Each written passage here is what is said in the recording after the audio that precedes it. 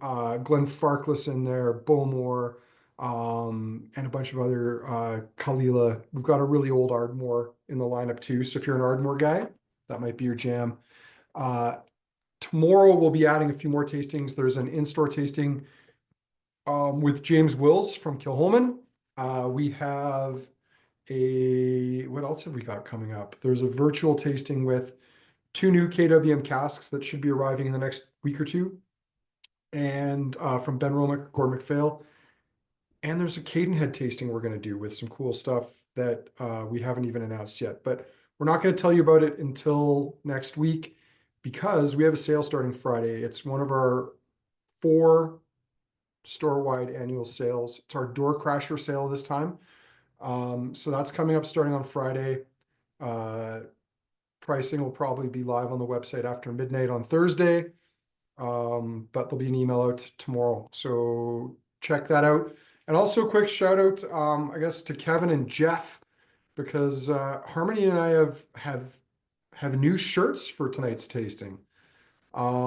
Yeah, whiskey for us shirts, or is it spirit for us or whiskey for us? Spirit for us, I think. Spirit for us, yeah.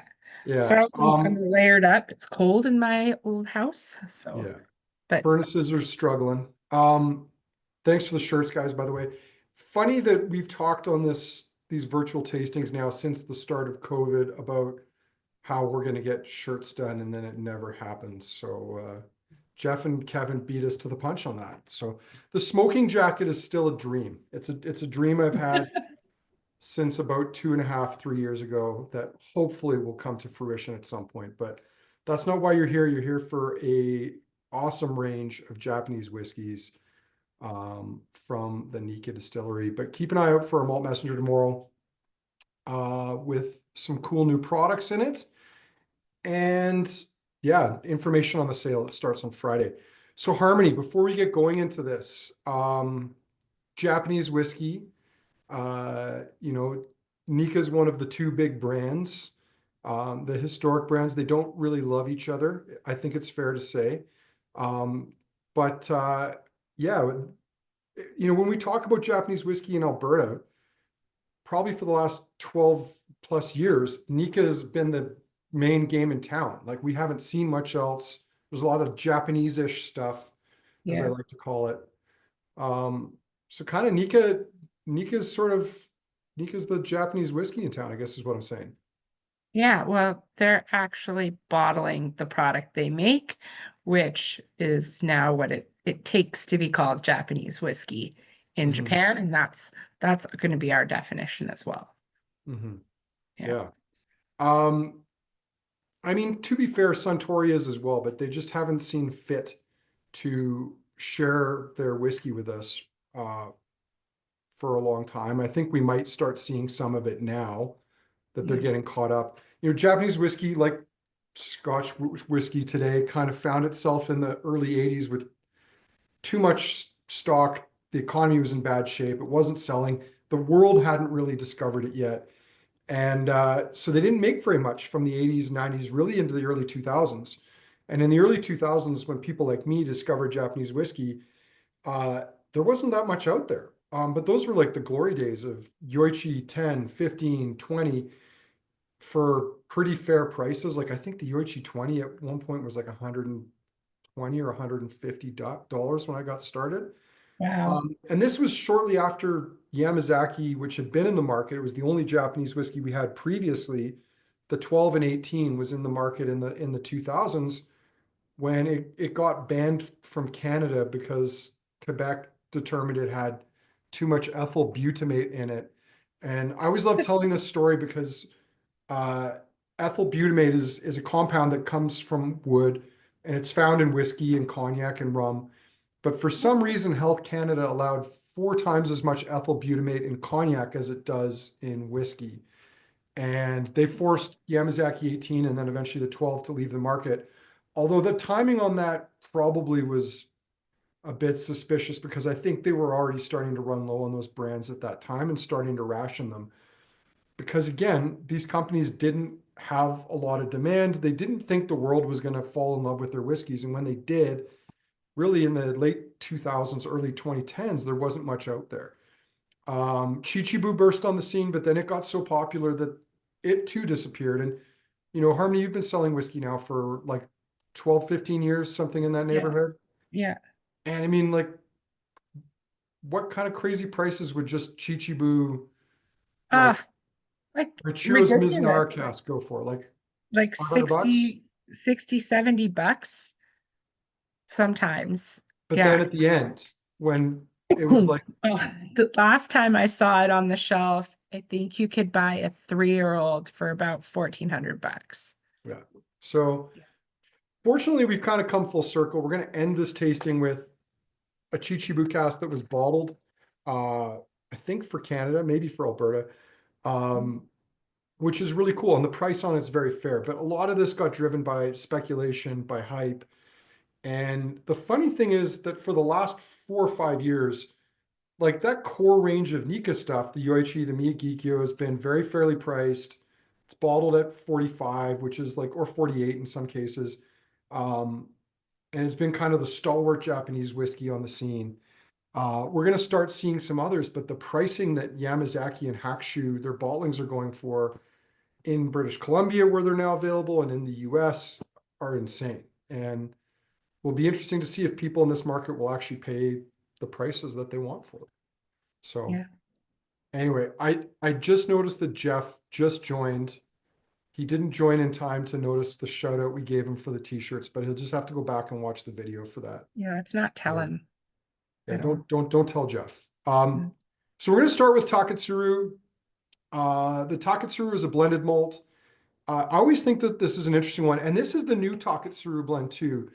Yeah. Japanese whiskey, again, because there wasn't a lot of supply, was probably from the beginning, including some foreign whiskeys in their blends. Not surprising that Suntory, the other big whiskey company, bought Morrison Bowmore Distillers in the 1990s. Some of the production from some of those distilleries almost certainly went to Japan to bolster the Hibiki brand. Um, Nikka, with their Yoichi, and then eventually their Miyagikyo distilleries, owns Ben Nevis, and it's been a well known, not even secret, that 70% of Nikka, or of Ben Nevis, has been shipped to Japan as new make spirit for decades. Um, so the Taketsuru Pure Malt, which is an interesting whiskey for a whole bunch of reasons, was initially not just Scotch whiskey, or Japanese whiskey, but it was also included some Scottish whiskey in it as well. Almost certainly Ben Nevis. When the whiskey regulations changed in Japan a couple years back, and they're not even really regulations, they're standards that the industry is hoping people will agree with, but they don't have to. Nikka did come out and say that moving forward, the Taketsuru Pure Malt would be 100% Japanese. So this is 100% presumably just Miyagikyo and Yoichi, because the other big whiskey company, Suntory, doesn't trade with Nikka and vice versa. They don't particularly care for each other.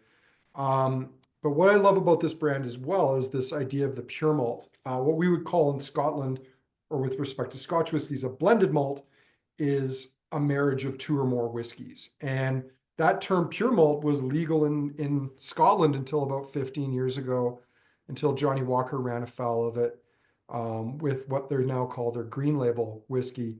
But the Japanese, being very traditional, they built their whiskey industry on the Scottish model and Scottish lines, continues to use that term pure malt in their whiskey industry today. So, Harmony, we should nose and taste this before I prattle on anymore, but I was going to pull up a photo of Masataka Taketsuru from the Nikka website in case people aren't sure what he looks like. But I think they even put his face on the bottle, don't they? Is he on I the back think of the they bottle? do.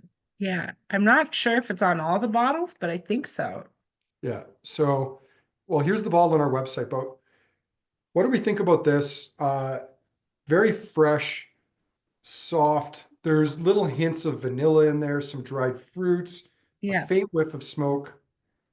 Yeah. There's some like, I don't know, like creamy nougat, fleshy fruit, and like a Mm. little bit of like lemon for me. Yeah, I even get like a little bit of like a creamsicle note on the nose. It's Hmm. orangey and creamy. I put Um, like multi nougat. I don't know if I that's allowed. mean, I'm not confident of this, but I don't smell any Ben Nevis. So Mm, I don't know I if don't know. we could rule that out, but I mean, it seems probably Miyagikyo heavy, like that lighter style spirit, more sherry focused, less of that heavy, direct fired spirit that goes into Yoichi. And we'll talk about those different distilleries momentarily. The brand talks about it having a sherry influence. My only knock on this truly, and I haven't even tasted it yet, is the strength. 43%. I'd love to see this at a little bit higher proof. But again, they're making this for the mass market. This is to go out to, this is their, other than the from the barrel, this is their entry level, um, malt whiskey. And probably there's a price and a taxing thing. Like there's reasons why they keep it at 43, but it's very pretty. It is very nice. I don't mind it at all. Like it's not unpleasant. And I actually Mhm. think that even though yes, it's 43, it kind of has a little bit of weight to it. Mhm. There's a nice body to it It's on the palate. It's creamy, Mhm. coating. I mean, it kind of reminds me back in the days, the old Gordon MacPhail bottles that were 43%. And Gordon MacPhail would always proudly say they're lightly chill filtered. They weren't it what they had to chill filter it for, to prevent that flocculation thing happening when the water and the oil separated. But they did the bare minimum they had to avoid that so as not to lose texture and flavor because certainly there's still a lot of texture left in this. And it's a young whiskey. Yeah, no, it's nice. Mhm. I've always liked this. I miss the black label only because it looked Mhm. cool and jumped out. It did jump out. The black label was cool, but I think Yeah. again they made that change. They wanted to acknowledge that this was a departure from what it used to be. Um, I don't know. This is like a smoke infused banana split, like a Yeah. Dairy Queen. If you could somehow infuse like a light smoke into banana split, that would be pretty amazing. hmm You'd have to smoke the banana from the bottom. Mm. Yeah, tasty stuff. Yeah, not When I bad. first hit my palate, the smoke from the Yoichi was really driving the show on that. Like it really came on strong. But now that nice, spicy, rich, fruity profile, more characteristic of Miyagikyo, is in there. It's very easy drinking, very pleasant. I would not be unhappy being served a glass of that anywhere. Uh, so let's quickly have a look at this. Masataka Taketsuru. Um, I did have a set of slides of this from way back when, but I think we tried using it last year for a tasting, and I didn't want to drag it back out. But this is Masataka, who founded Nikka Whiskey, born 1894, 4 years before my grandfather, interestingly, and died in 1979. Masataka went to Scotland actually on behalf of, and that's him there as a young man both the time he went to Scotland on behalf of another whiskey company that would become Suntory. He worked in the Scotch whiskey industry. Um, he studied at a number of different distilleries there. He also met a Scottish woman named Rita Cowan, who he married, took back to Japan with him. If you go to the Yoichi distillery, you can actually see the home he built for her. There's Masataka and Rita in Japan. It was kind of a fusion of a traditional Scottish home with a traditional Japanese home. He tried to make her life as comfortable as possible. The story was that neither he nor his family, nor neither her nor his family were happy about the marriage, but he was devoted to her. And they even released a whiskey called Super, which we don't have in this lineup. And to be honest, I don't even know if it's in the market, but that Super Nikka It's whiskey not. was a It was re-release they did. Sorry? it was the super rare old, wasn't it? Was it called super rare old? I think it was just the Nikka the Super was the name of it, or Mm. Super Nikka. But my recollection of He's this awesome. was that it was a whiskey that he released when his wife passed away. It was a way of honoring her, and it kind of looked like Johnny Walker Swing, like it sort of had that same Yeah, design. yeah. Um, and yeah, I think anyway. Masataka came back to to Japan from Scotland with Rita. He opened the Yamazaki distillery with Suntory, but he really felt that there was a better place to open a distillery. He felt the island of Hokkaido, in the north of Japan, had a climate more similar to Scotland. So he eventually set out on his own and opened the Yoichi distillery in 1933. So this past year was the 100th anniversary. I believe 1934 was when they finally got up and running. Wow. Interestingly, the 100th anniversary of Japanese whiskey was, I believe, 2 years ago, was 2023, Yamazaki opening. So that was celebrated by Suntory. Sadly, we just got the Hibiki and the Toki. We didn't see any of the other expressions from that release, but we do have a very special Nikka that we're going to end our Nikka range here with. We only got 2 bottles of. We sold one and we opened the other. But Yeah. before we do that, we should probably go on to another whiskey. Yes, Get people's please. attention. Yes. All right. So one of the things that's interesting about Japanese whiskeys is being made on the Scottish style. They were blends focused really up until, I would say, even about 10, 15 years ago. They were almost exclusively pushing blended whiskey. As the global interest in Japanese whiskey increased, along with the interest in single malts in Scotland, they tried to pivot, but they just didn't have a ton of stock. But what's interesting about both Suntory and Nikka is that because they wanted to create blends, and in order to create a good blend, you need lots of components with different flavor profiles, different mouth feels, different styles. It was felt that they should be able to do this in a self-sufficient manner. Both companies eventually had 2 malt distilleries. Yamazaki added Hakushu, which is a beautiful distillery in the mountains southwest of Tokyo, sometimes called the Forest Distillery. And what I love about it is it kind of looks like that image from the last original Star Wars movie where you see the temple poking out of the trees. That's kind of what Hakushu's pagodas look like. They just poke above the top of the trees. And when you go out there, even the warehouses are separated from each other by a forest. You can't see them. It's like every building is individually just in this beautiful, beautiful forest. That's cool. Yeah, Miyagikyo was added to the Nikka lineup so that they would have a second distillery. It's located near a city called Sendai. That's a couple hours north of Tokyo on the bullet train.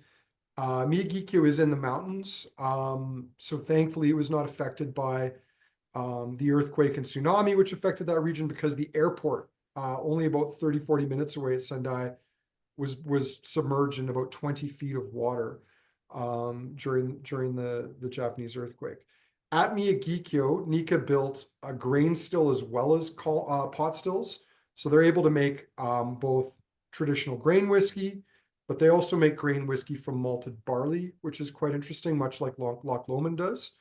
And both distilleries, both Yoichi and Miyagikyo, have a range of stills. So they're not perfect pairs. I mean, your classic Scottish distillery, if they have multiple stills, they Mm. have perfectly matching wash stills and spirit stills because they want those still combinations to make the same profile spirit. The Japanese whiskey, this is one of the major differences between them. If you go to Yamazaki or Hakushu or Yoichi or Miyagikyo, you'll notice the stills aren't the same. And the reason for that is by having different still shapes in different combinations, they can make different spirit types. And I believe at Yamazaki, which when I was there, I think had something like a dozen stills. They claimed that their combinations of stills and wood types, they could make over 40 different types of distinct spirit styles or profiles just at that one distillery. And why this is crucial goes back again to the blends. The more components you have, the more interesting a blend you can make. And so both of these companies, Nikka and Suntory, have both been built to be self-sufficient from that standpoint. But as we know, and as I said already, that didn't stop them from bringing in Scottish whiskies to bolster their blends, or in the case of Suntory, Canadian, American, Irish whiskies, all of which were in their portfolio. So the I have great a discovery, question. sorry, I have a, honey, s- I have a still question. If they sorry. have that many different types of stills, are they using the same type of spirit still? Or are they doing a second distillation in a different type of still every time? or as they choose. I think the spirit stills are different, but the wash stills Yeah. might even be different. So I'm referencing Yamazaki just to be Oh, specific. okay. And in that case, one of the things they can do is they can They can do mix different them. combinations of wash and Yeah. spirit stills. So they're not always going from the same wash still to the same spirit still. And that's what allows them to kind of create a multiplicity of different styles in one distillery. Cool. And we talk about this a lot with Loch Lomond. Loch Lomond, because of their Lomond still, they can make, I believe it's 11 different styles of spirit at that distillery. Their single malt, which I think for a long time was unfairly maligned and not felt to be of good quality, has kind of become in vogue, partly because they have all these different components they can blend together, Inchmere and Inchmoan, some of those old Roche stews, a lot of different profiles. They can blend those different spirits together to have a spirit style that's more complex than most other distilleries because it's made in different, combinations and in different styles. That's really cool. All right. Should pull this one up here. So this was a release that came out last year, and I think we were able to get an extra case of it recently. And crazy enough, it is still available in store. This is the Nikka Grain Discovery Edition 2023. And I think what's notable about this is that I think some of the spirit in this is actually fairly old. So I'll bring this up, quickly talk about it here. Nikka grain whiskey was made from a combination of grains distilled at a combination of distilleries all owned by Nikka, 48%. So it's got whiskey from both Yoichi and Miyagikyo. So both facilities can make grain whiskey, which is kind of impressive. Hmm. And they note here, one of the reasons they released this was because Miyagikyo was the first distillery in Japan to employ a coffee or continuous, also known as column still, going way back in 1963. Cool. So what do we think of this? It's delicious. Uh, has some like beautiful like fruit and citrus notes and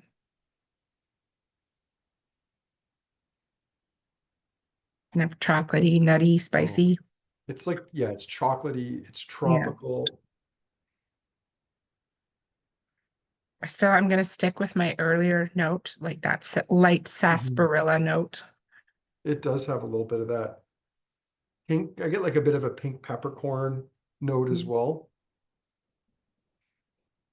So they did a number of different grain runs in this, including some using corn, barley, rye, uh, mash bills. And then I believe they also used um, uh, some other components here too, which are quite unusual.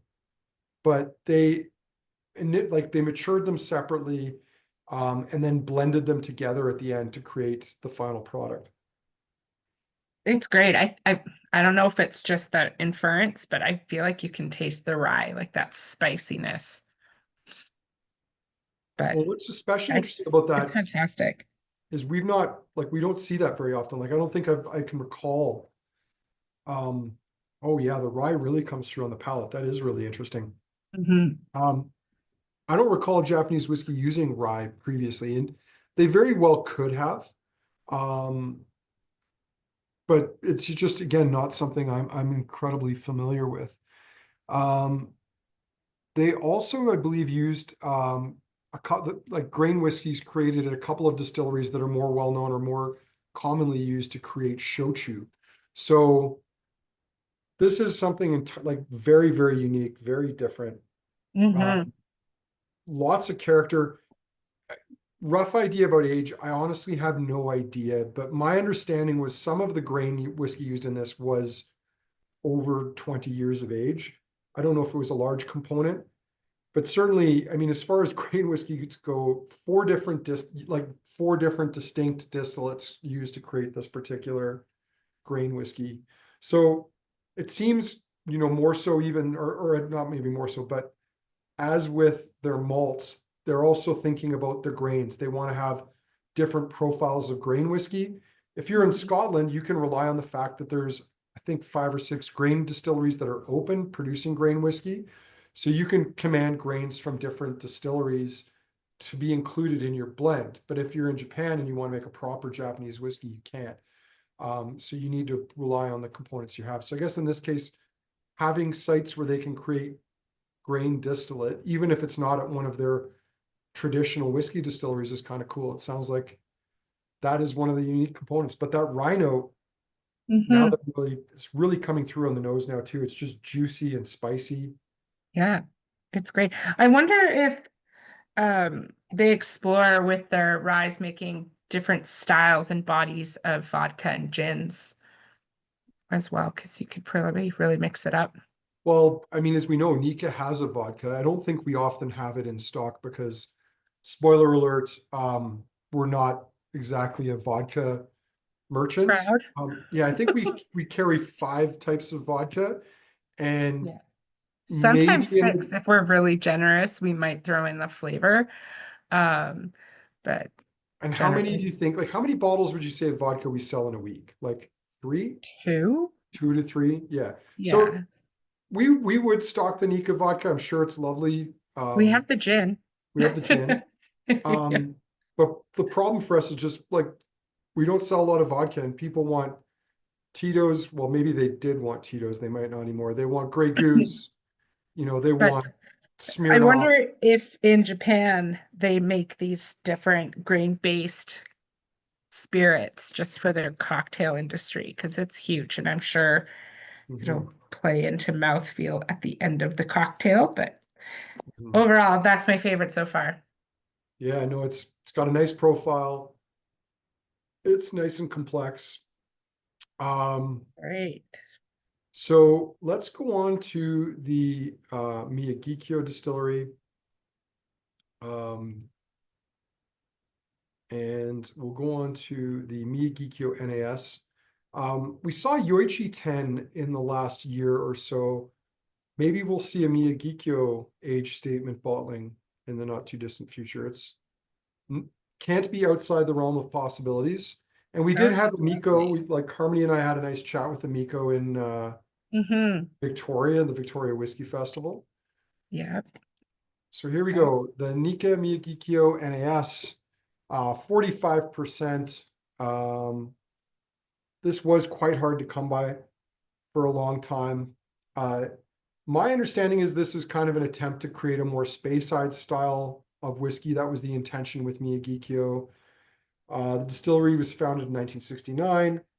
Pot stills, I don't think we have too much on our website that's worth keeping up there, but I think there's a portion of sherry casks, possibly also some Miznar casks there. And one thing I would note here is it's quite funky. Like there's a fruity, funky thing going on here. It's Mm-hmm. like a university like cheese and wine function. So you got I I put cheesy lavender syrup. hmm, it does have a bit of a decadence to it. I could see like lavender shortbread. Yeah. I also put like a green banana. Mm.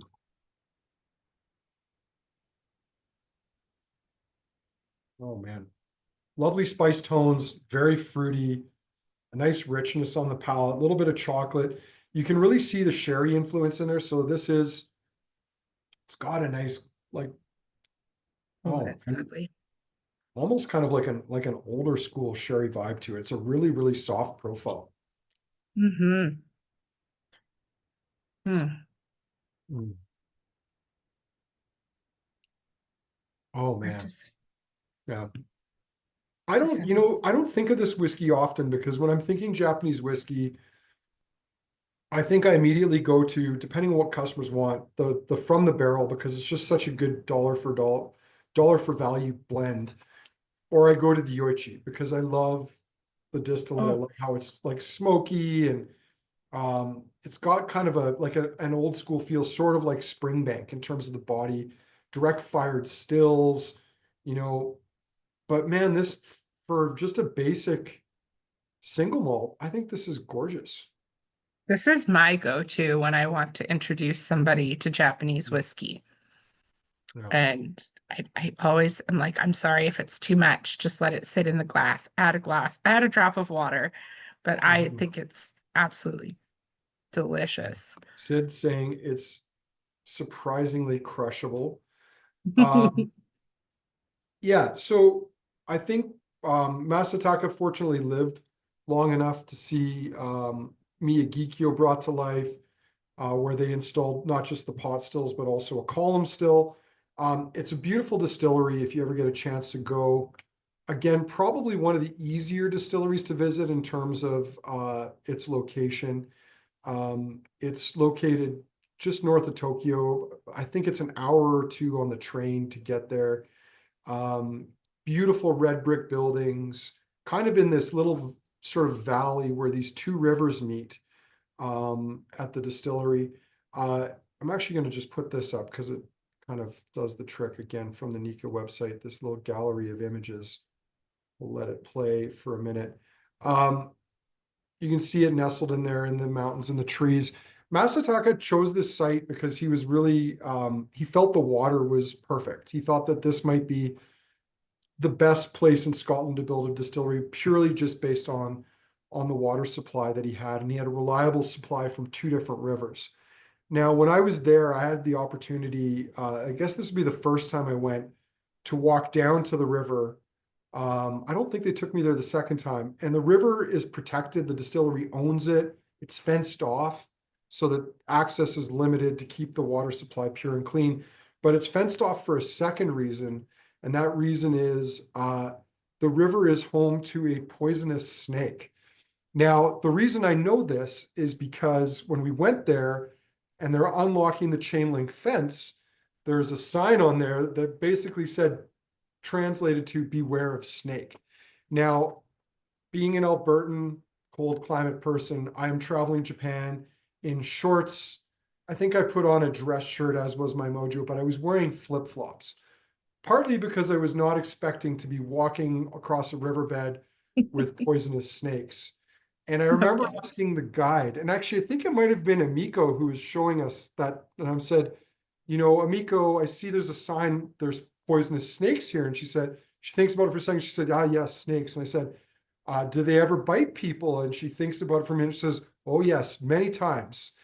And I'm thinking, oh, great. Here I am, this, Canadian idiot stumbling through this like loose, rocky riverbed, not wearing proper shoes. Fortunately, I did not get bitten by the snakes. But it's a beautiful spot. There's a pond in the middle of the distillery, a cooling pond. They've got swans in it. They have a cooperage on site. So one of the cool things about going to Miyagikyo is you can see the whole process. You can see how the barrels are coopered. You can see the distillation of both grain and malt whiskeys. That's Um, cool. and it's a beautiful spot.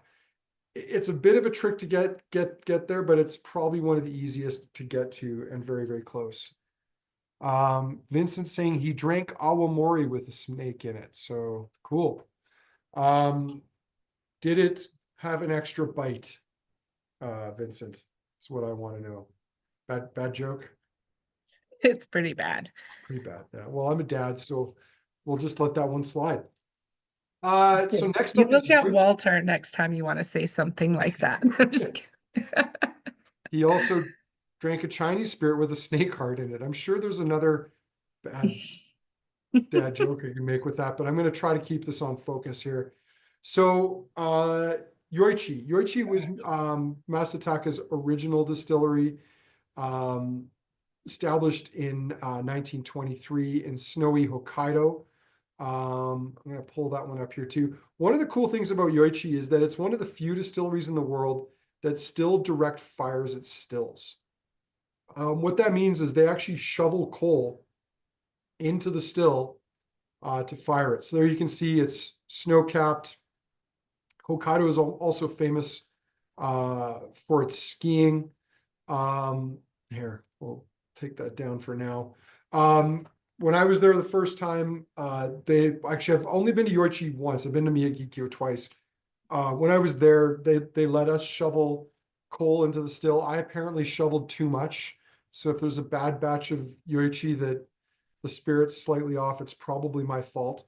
But somewhere I have a hilarious photo of me trying to wear a Japanese-sized hard hat on my giant Scottish head, because when you're wandering through these distilleries in a VIP tour, not following the route, they make you wear white cotton gloves and put on a hard hat, which is pretty funny. The hard hat didn't fit. I think that's probably coming through here. But let's bring up the Yoichi single malt. This has a really nice really nice nose. I forget. It's got more of that banana note you mentioned earlier. Well, the one in that we found in the Taketsuru. Oh yeah. Yeah. Yeah. And like a little sourdoughy. Even like a bit of like a lemon meringue, like a smoked lemon Yeah. meringue pie. Nice citrus tones. It's quite malty, honeyed. The smoke on the nose is very, very subtle. Like it's a very clean, subtle smoke. So this is again bottled at 45%. Um, yeah, I think Kurt wrote the description for this, referencing the good old days of plentiful Yoichi 10 and 15, which at one point, I mean, again, they were frankly dirt cheap when we had them originally. Um, the Yoichi NES, very soft, elegant. I mean, one of the things that I found of true Japanese whiskeys, and we're not going to get into the awamoris or the rice whiskeys or some of these, you know, Scottish, Irish, American, Canadian whiskeys that are finished in Mizunara and called Japanese.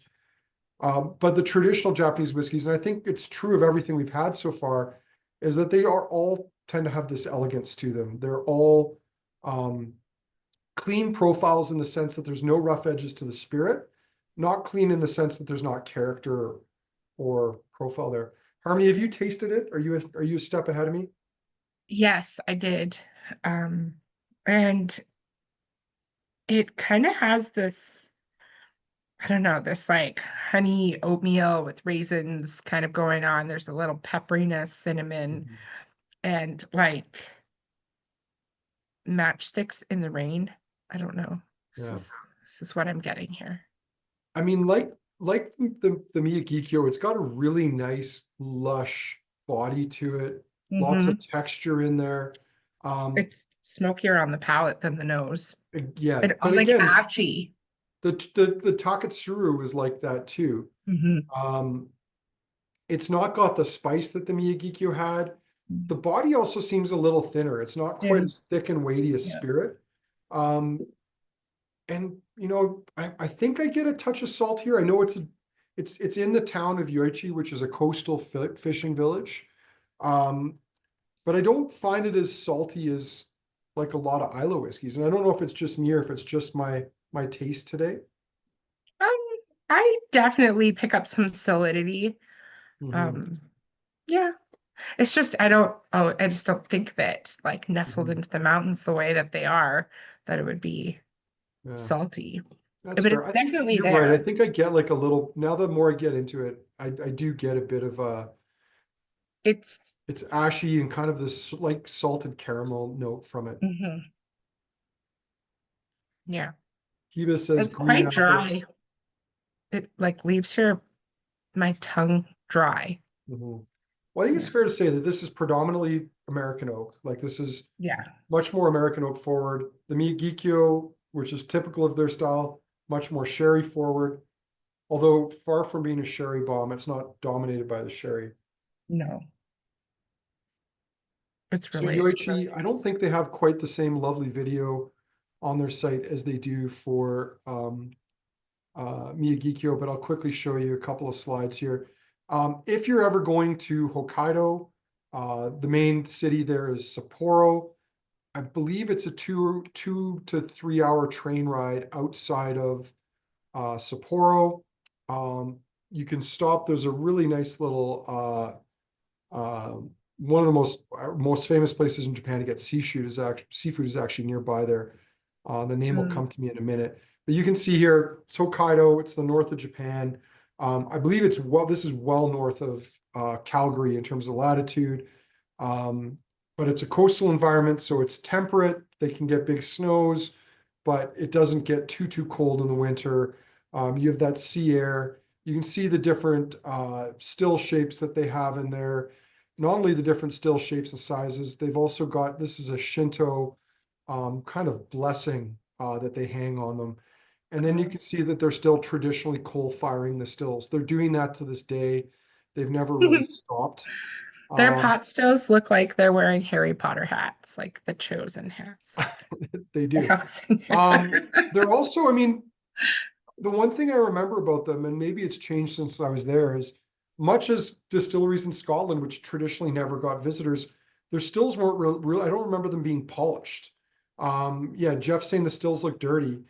I don't think because that was not something that the Scottish industry back when Japan was looking at them to as something to emulate that they were doing. It's really as the advent of whiskey tourism in the 1960s and 70s started, that some distilleries that had visitors coming wanted to have these lacquered, polished, beautiful looking stills. So uh, Yamazaki, I would say, and Hakushu, my recollection is the stills in both those places are very shiny. They look immaculate. But I don't remember Nikka or Miyagikyo stills looking polished and immaculate because you don't need to do that. It's not going to affect the spirit style. It's not going to affect the taste. It's just purely a cosmetic thing. Jeff corrected me saying that dirty stills equal good whiskey. So there you go. Well, Well, and I kind mean, it's the inside that matters, yeah, and they don't they have to be replaced they somewhat do have to be regularly? replaced roughly Yeah, every 30 to 40 years, depending on yeah. how they're run. But going back to Jeff's dirty comment, the interesting part about that is that coal firing, that direct firing. Hmm. Most distilleries don't do that anymore for two, well, probably three reasons. The newest one would be environmental, burning coal or gas is probably not looked down on as an environmental issue. The second is efficiency and cleanliness. Most distilleries like to use steam coils that slowly heat up the wash so it doesn't burn. And if you don't burn it, it's easier to clean the still afterwards. There are a handful of distilleries that still direct fire. In Scotland, Glenfarclas is an example. They use gas to direct fire their stills. And one of the things you need to do when you're direct firing is you need to keep the wash from burning off the bottom. So you generally need to have a copper chain that you drag around the bottom of the still in circles, as Jeff said, called a rummager. And so all these things are kind of interesting components because that chain dragging around the still is going to create more copper contact because it's going to wear the still out more quickly. But also that burning of sugars in the wash, that caramelization is going to create flavor congeners that continue through the distillation process. So it's an interesting point that they're doing that. If anyone in Alberta, and shamefully I've not been up there, wants to see this in action, you can go up to Anoka Distillery just outside of Edmonton, where they also are using direct fire on their stills. Although in their case, they're not using coal. They're using modified flare stack burners from the oil and gas industry to heat their stills, which I think also meant it took them a little longer to get a license and start distillation because I think the fire department was worried that he was creating a ticking time bomb. No doubt. You're going to produce a what with what? Hmm.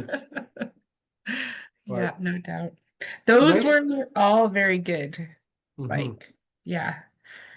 But this one, right? This 9 decades anniversary bottle smelled so good right out of the little Hmm. sample jar.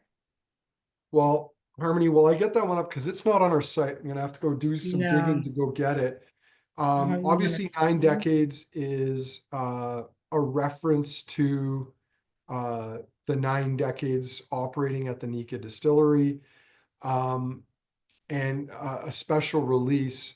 Uh, I'm gonna have to find it. So give me a second here. But why don't you start telling people what you're smelling on this one? Uh, Immediately it was caramel and like Macintosh toffee candies, but there's also like a little hints of like resin and industrial rubber Hmm. in there. I also get like uh, I don't know why it's, but it's like apricots on a stone pit and some nice richness and toasted like cereal notes. That's my nose so far. I haven't tasted it. Okay. So hopefully they have, well, let me see if this will let me do it. Oh, gotta sign in. Um, it, yeah, that, hopefully they have an English version of this because that I does know, not don't you love translate. that? I tried to look up something the other day and put in my age and allow my location, and it was still in Japanese. So Mhm. I'm getting a Uh, little bit of like lemon cleaner, lemon notes.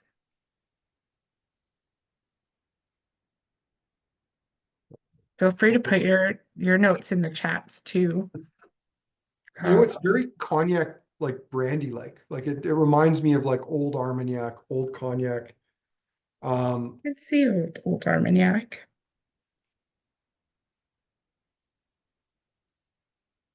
Pretty sure we put this into the, all right, here's what we know about it. Bottled 48%, released to celebrate Nikka's 90th anniversary.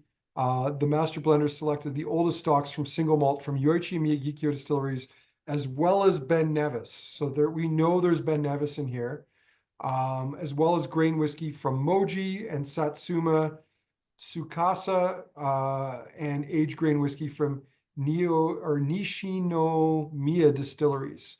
Over 50 different like casks were used to create this blend. Wow. Um, and reserves originally, some of the whiskey in this apparently goes back to the 1940s, which is incredible. Cool. So that's what we know about it. Now, unfortunately, I don't read or speak Canto, but what I will do is I will put the page that they have on their site for this. I don't know if you can see the bottle, but it's actually, I think it's behind me. I need to move it over. So, Bring it on up. yeah, this is the 9 decades whiskey that we're talking about here. So there you go. Oh, not to Beautiful. get Super shiny. too much glare off of it. You know, nice presentation for what that's worth. Nice little bottle. The bottle that we've seen the Nikka blend and the Nikka 12-year-old blend bottled in. Yeah. Um, and actually interestingly, they've got all the different blenders from the company on one side. What else is on here? Anyway, cool release. Did I put it where it can be seen? Sort of other way. Yeah, it's just the light. It's all good. There we go. So I'll put it up on the screen though here while we're nosing and tasting it. I haven't even got to the palate on this, but the nose on Very this good. is gorgeous. It is good. It definitely has an old whiskey vibe to it. Mhm. Like, So you can go and watch on their YouTube page. They have a video for this. I won't play it. Interestingly, on the palate, there's quite a smoke note coming through on it. Um, and also some notes that remind me of like older bottlings of Karazawa. So like Japanese oak. There it is again. Nice little photo of it. Um, but yeah, it's got that nice old rum, old cognac vibe yeah. on the nose and palate. Yeah. Chris and Good Sarah phenomenal said they rum. got rum notes as well. Mhm. But it definitely it tastes kind of like a rum and a cognac or Armagnac more so. Oh, the palate on that is lovely. It's Um, awesome. you can sort of get a touch of the grain in there, but this is so well put together. It doesn't taste grain forward. Um, Lots of like tropical tones. Like this is, you can tell there's some really old components in this. Be they grain or malt. I imagine the malts can't be too old. Uh, Nikka did have for a while their Taketsuru 25, which was a stunning old sherry peated, really tropical bottling. And this reminds me a little bit of like a lighter version of that, but with kind of an even older, more ancient feel to it.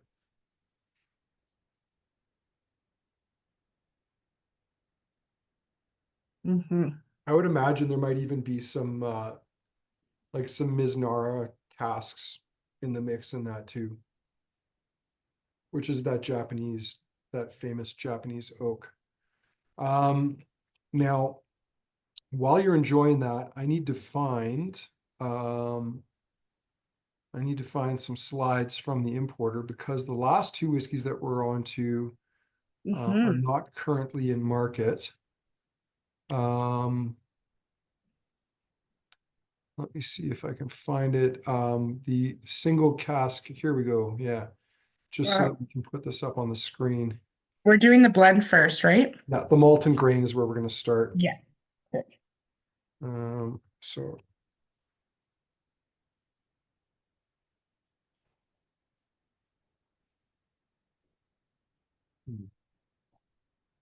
right. So the last two whiskeys, we are going to go back and do a circle back through, are the Ichiro's Malt and Grain, which is a blend of Chichibu, but also other world whiskeys. And I think he's been pretty um, uh, open about this. Bottled 46.5%. Chichibu now has two different distilleries, their original one and a newer one that they built. But the whiskey also includes components from Canada, the United States, and Scotland, amongst other places. And I'm just trying to find that I photo that think I find that Ireland, is pretty big. Ireland as well. We're And Ireland as dissuading well. it. Yeah. Yeah. Um, Damn. Can't believe it. Chiro's Malt doesn't have a website, but here we'll borrow from our friends. No, actually, that's not a very good phone. I don't know who this is. We'll put this one up because this is a decent looking photo. There we go. Chiro's Malt and Grain. It's been a few years since I've tried this. Hmm. I remember the price not being bad for it. Yeah, I think it was around or under $100. Yeah. Um, Correct me if I'm wrong. Some nice decadent like coconut cream notes to it. Hmm. Soft fruits like melon, citrus.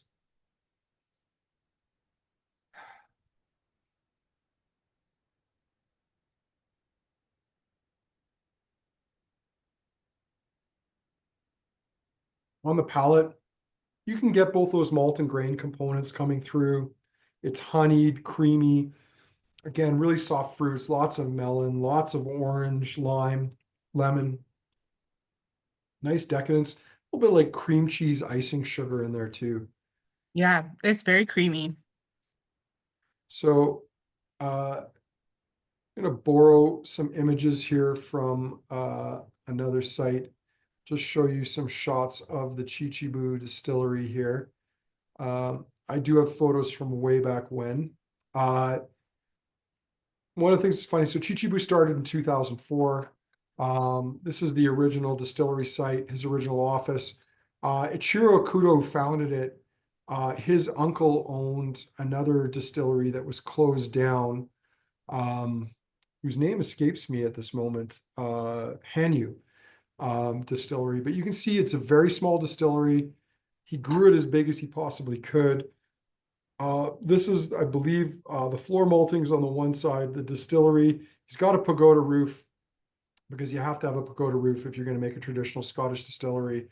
And then I believe this was the bottling line, and then he had some warehousing at a different location.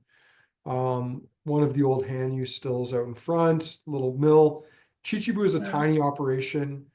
There's the mash tun there. Really equivalent to the original Edward Hour distillery in terms of size, so very, very small. One of the things that I loved about it was the washbacks. The washbacks that he had were made of Mizunara, Japanese oak, which are very expensive, very hard to come by. You can see the washbacks there. And the reason that he used the Mizunara oak washbacks was he believed that flavor started with fermentation, and that yeast and bacteria that continued to live in the wood between batches of the fermentation would affect the spirit that they created. And that's why he chose to use wood. And he chose to use the Mizunara because he wanted to use something that was traditional to and true of Japan. There are the two stills. This is again his original distillery. He opened a new one about 5 or 6 years ago, if my memory serves. Tiny, tiny production. Everything was spotless, meticulously clean. When you get to the distillery, he makes you take your shoes off and you have to wear a pair of slippers around the distillery so as not to trudge mud around. Um, Wow. but other than the fact that it's a fairly basic building, I mean, Wow. his production method's very traditional. Um, there's one of the warehouses made in Scottish style. He has his own bottling line. I think it's probably a little bigger now, but again, when I went there, the production of this place was not big. It was certainly well under 100,000 liters a year. Chichibu became this cult whiskey that was almost impossible to come by because the demand so greatly outstripped the supply of it. So uh, this is funny. I don't think we even kept a photo of the whiskey, but I'm going to put this up here. Cask number 5725, I believe. Harmony, do you remember the details of this one? No, it was gone before I got to work. Yeah. The I believe it was ex-bourbon barrel. I don't remember too much else about this. I mean, same thing. I think we got a dozen bottles of it. We kept one for the tasting. The rest, the rest went into a ballot and then disappeared very shortly thereafter. Sadly, Yeah. not even really enough for staff to dip their grubby little fingers in and grab one. Yeah. Because this is the first Chichibu we've seen in a very, very long time that wasn't obscenely priced. Uh, so let me see if I can find that All ballot. I found is that it was aged in bourbon, bottled at 62.6 and 194 bottles. There you go. That's Yeah. probably all we need to know. Yeah. And the humble folk at Kensington Wine Market only got a dozen of those. So, which I should say we should be grateful we got that because I'm sure there was a lot of stores that didn't get any. But Yeah. No, it's cool just to see these things. I'm glad we do these tastings so we can try them together because hmm. with releases like that, you're gonna miss them. Well, and I think it's also fair to say that the um, you know, like that, like with that Nikka, the 90th anniversary one, we're as curious about trying these things as almost anybody else is. And Yeah, yeah, we want to know what they taste like. I agree. Um, Matt's already got on to tasting and he said big peach notes on the palate of this single cask, which is awesome because that's the second note that I wrote down. I also wrote like sour fruits Mhm. and sour candies. It is quite tart on the nose, like Yeah, the citrus tones coming off that. there's also cinnamon,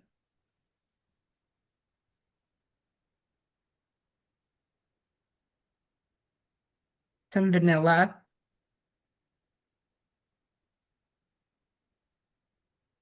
That's nice. Oh, here we go. So 2016 cask. I don't know if you had that already, Harmony. Um, so I think almost an 8-year-old, probably a 7-year-old. This is on the importer's website that I was able to put up. So this is the actual real deal.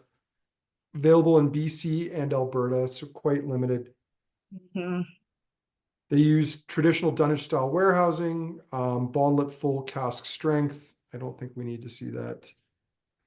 But yeah, very fruity, soft and malty. For 62.6%, there's no rough edges to it. It's not sharp. I think No, Matt's peach note is a good one. just I bang get that on. on the nose too. Yeah, it's really So, rich. so Jeff, the Chichibu was definitely not $100. I think it was closer to two. Um, I'm going just from memory here, and I honestly can't remember. It was definitely pricier than it was This definitely is pricier than the other one. Let's see here. When did we get that in? I think we got it in November. Let's see here. Yeah, I'm is gonna, in the middle of the crazy. yeah, November 25th. It was in that newsletter. It was in a ballot. So let's dig her up. It was deep down in there. Had to go buy a lot of stuff. Let's see. Oh, here we go. 250. So yeah, 8 years old, $250. Not inexpensive, but again, first time we've seen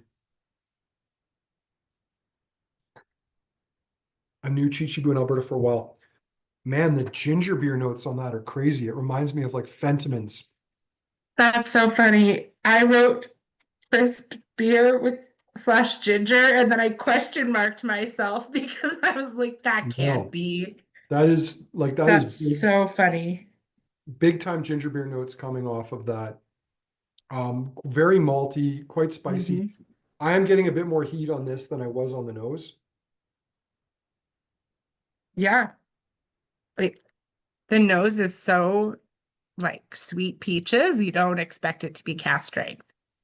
Oh, fuzzy peaches, Hmm.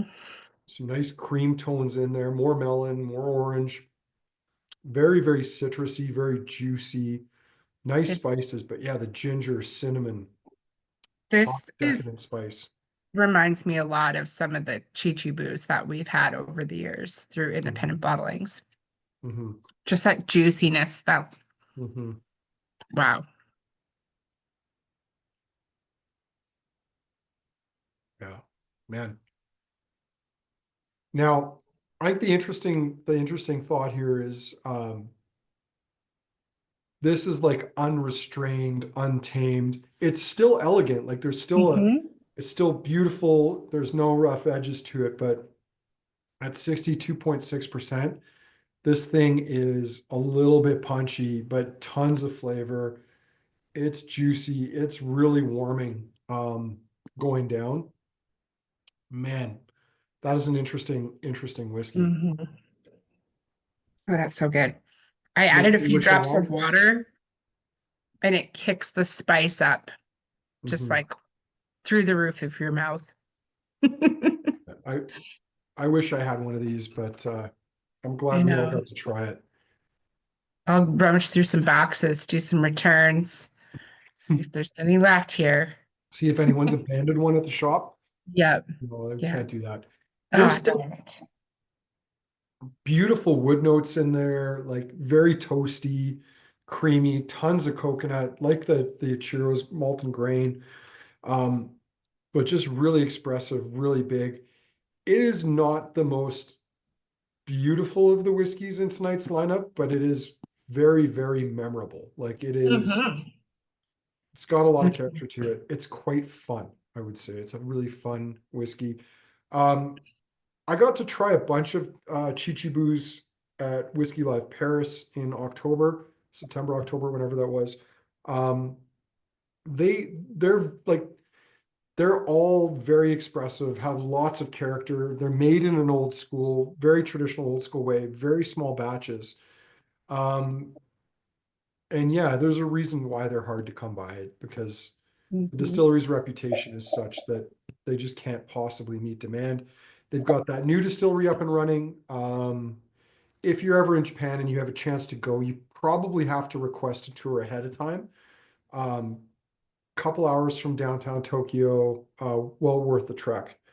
No bullet trains, and the distillery sponsors its own Shinto shrine that has barrels out in front of it, and there's a little shop around the corner that they keep stocked with a lot of Ichiro's products. Generally, not the Chichibu. It's kind of hard to come by that, but they often have Malt and Grain, Mizunara Wood, and some of the other releases available in that shop. Man. It doesn't have the waxiness, but it has a lot of palate similarities to some of the daffodils that we've had. Mm. Just that brightness, those tropical fruit notes. One like the malt is Yeah. unapologetic, but it's not overbearing. Hmm. Nice almond tones. It's a pretty dram. All right, Harmony, are we ready for the speed rounds before we can get into a little vote here? Let's speed round.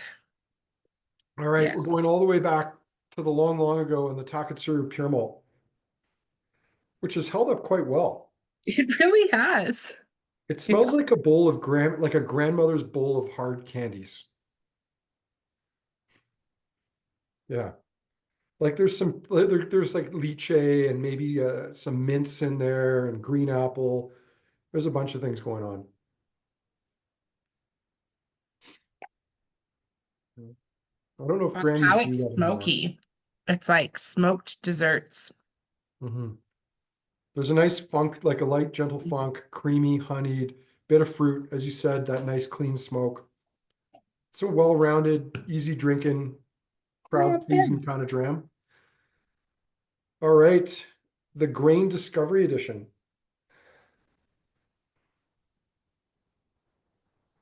Mm.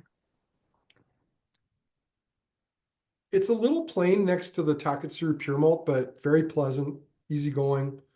Sort of, It's go ahead. it's really thin on the palate at first, but you still get like bubblegum notes, and then Mhm. it's all spice on the back end. It's a reminds me a little bit, unsurprisingly, of hedonism. Like it's just got this really nice, Yeah. flavorful, young grain profile to it. That rye component is a little bit, a little bit different. Um, but yeah, very, very bright, very fresh.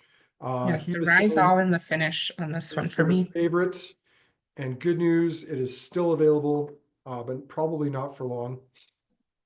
All right, Miyagikyo. Oh man. It's holding up nice still, nice and floral. That banana. Hmm. Funky, fruity, spicy, Hmm. little bit of sherry, bit of nuts. Yeah. Pretty good too.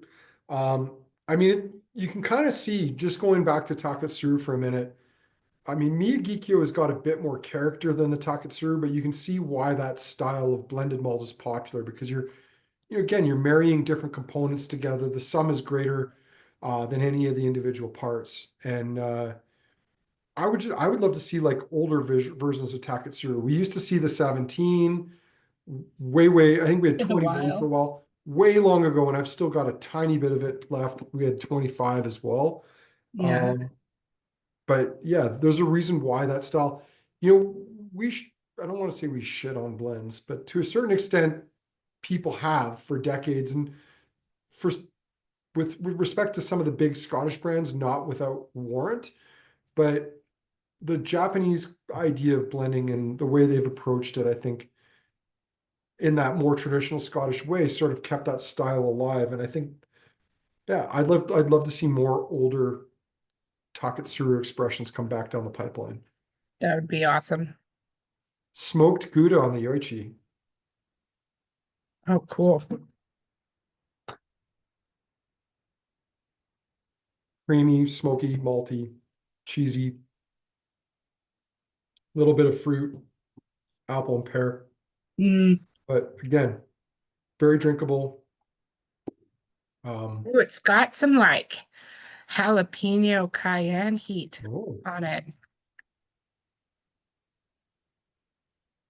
I went back to the Taketsuru. Oh.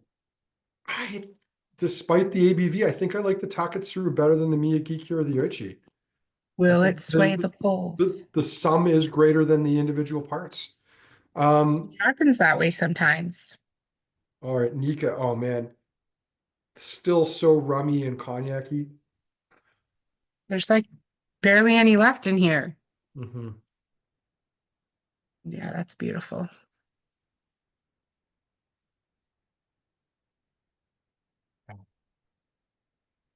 That's a good drop. Mm. I don't think there's too much more to say about that. They did a good job with that. Uh, Mm. all right, Malt and Grain World Blend,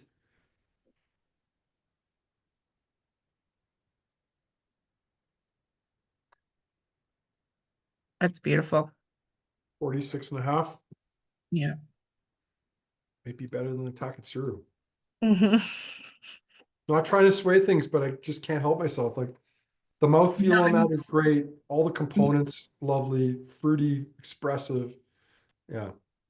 The ABV doesn't hurt. Like a little bit higher, 46 and a half. The sourdough note that these guys are talking about, yeah, It's pretty cool. totally there.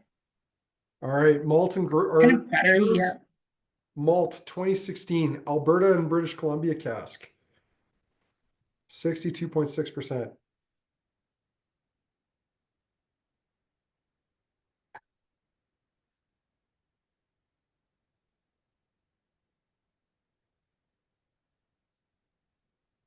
Man, that's thick. Yeah. It's almost like peanut butter in my mouth now. Um, yeah, bright, fun, a little, I don't want to say rough. I don't think that's the right word. It's a little hot, but again, very drinkable. I'd love to see this a little older. I Yeah. think 8 years, to be fair, in Japan, hotter climate than Scotland. It's probably more like 12 plus years of age if you were going to do a comparison with Scotland, but in effective years of maturation. But Yeah, no, a nice bottle too. it's very good. All right, Harmony, I'm going to trigger the poll. And we do have one. I was worried we might not. There's a third question, so we'll see what Evan's cheeky third question is. So you get to pick your first and second favorites. And then Evan says, what is the best Japanese whiskey distillery right now? Single choice. And to be fair, I don't think he gave you all of them, but he did put in a wild card answer, which will be interesting to see how people answer that. While they're doing that, Harmony, have you been able to narrow it down to your top three whiskeys tonight? Three? Yeah. It's the worst. Too many options. Well, I think that my favorite from the get-go, the Miyagikyo, it stood Mm, up and I still love it. So just it's always been a whiskey I've enjoyed and I do love suggesting it to people. That the beginning to end on that 9 decades, that was awesome. mhm, That was special. And the single cask, Ichiro is like adult candy. I would avoid putting water in it. I did that, and it just like it made it all spice and mm. heat. But those were my favorite. And then honorable mention to the green because that was beautiful too. The Grain Discovery Edition. Yeah, yeah, Mhm. I really like that one. All right. What about you? Well, people are filling their votes in there, which is great. I'm a little bit torn. Uh, I I mean, feel like kind of I don't want to be an ageist or like a pricist, but that 9 decades for me. I mean, Yeah. I love things that have that old antique aroma and profile to them. I love those old cognac rum notes in it. It's hard to beat. I mean, and it's not often that you get to taste stuff like that anymore. So that's my clear favorite. I'm really torn after that because I like the Ichiro's malt, the Chichibu single cask. Um, but to be totally honest, I think I like the Malton Grain and the Mm, Taketsuru Pure Malt better. And I think the reason for that is just I like the variety of notes that are in that. I think the Chichibu is very good. Um, the ABV I find a little strong. Uh, hmm you know, I don't know, maybe this is where bottling strength has a role to play. Maybe Ichiro's intention is he wants you to water it down to whatever level you think is best. Well, Um, that's what I'm doing. I just added an obscene amount of water. but I'm gonna go 9 decades number one, Malton Grain number two, and Taketsuru number three. Cool. Final answer. Final answer. All right, we'll shut down the polls. Let's see, has everyone voted? Everyone has voted. They have. Okay, so we'll share the results here. We've lost a few people. I don't know if anyone voted They and know their left. opinions. So what have we got here? All right, round one. Ooh, Top whiskey is the Chiro's Malt Chichibu, followed by the 9 decades with the Grain Discovery in third. That's nice. pretty cut and dry. There's a tie for fourth. Yeah, And then Hebo's not second messing favorite, around. the 9 decades Nikka storms to the front, followed by Chichibu grain, again, the grain discovery number 3 and Taketsuru pure malt third. Now, Evan's cheeky third question, what is the best Japanese whiskey distillery right now?